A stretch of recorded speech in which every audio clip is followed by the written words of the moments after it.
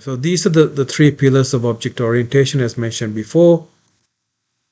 Encapsulation, what we said before, how you don't want to give access to everything, like like the access level, the private fields, the protected fields, and the public, how you protect protect the various fields and the methods so that the outside users don't have too much access. Because if they have too much object access, then it's going to be a problem for you down the track, because then you can't make any changes without breaking their code and so forth. So that's why the encapsulation is there. So that's an advantage. You protect the internals, so you don't give access to the internals to the outside users. You only give access to what they need. So in this example, they only need to have access to the move. They don't need to have access to the other internal stuff, other speed and other things. They don't need to know about it, right? If you decide they need to have access to it, then you can give access to it. You can define another method or another property and make it public, and you can give access, public or protected, right? And you can give that access, and protected for the deriving classes, public for everyone. That is encapsulation. Inheritance, we looked at how the animal object is derived from the cat and the dog, and how they get the functionality and the fields, the methods and the fields, and how it uses those.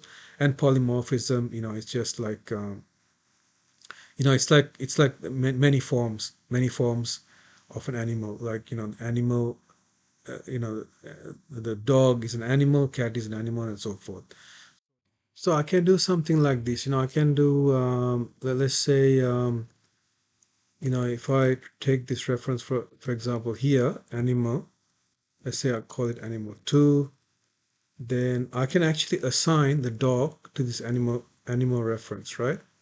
I can assign this dog object to the animal reference, because this dog is derived from animal, so you can assign it, and then I can call the same method. So I can say move.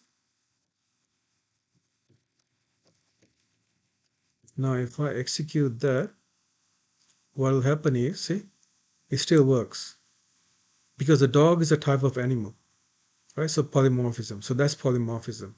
You can assign a dog to an animal reference. So if, for example, if there's a method that accepts an animal, you can pass a dog or a cat to it. You can, multiple forms, polymorphism. So that's an example of polymorphism. So if there was a method, for example, like let's say private void animal.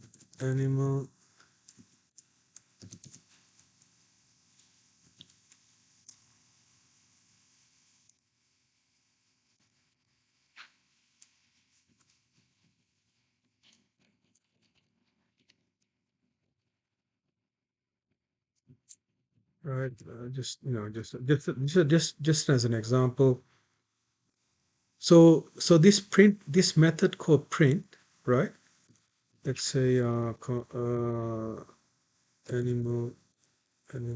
move. Yeah, let's just disable this so it's not confusing. So this method called print, let's change it to something else. Let's say move animal, right? Let's call it move animal. Now this method accepts the animal object, right? So what I can do is move animal. I can pass an animal object. I can pass it a cat object, and I can pass it a dog object, because it's accepting animal object. And these are all animals. The cat, the dog, and the animal, they're all animals. And you won't get any compilation errors, because that's that's polymorphism, right? So if I run this now,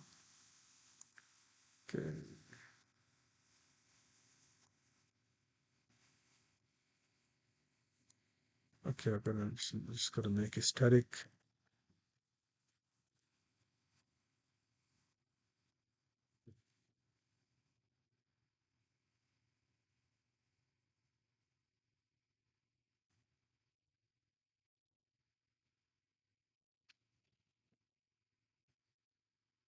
I had to make it static because this is a static method, so it's expecting this method to also be static. You can look into what static is.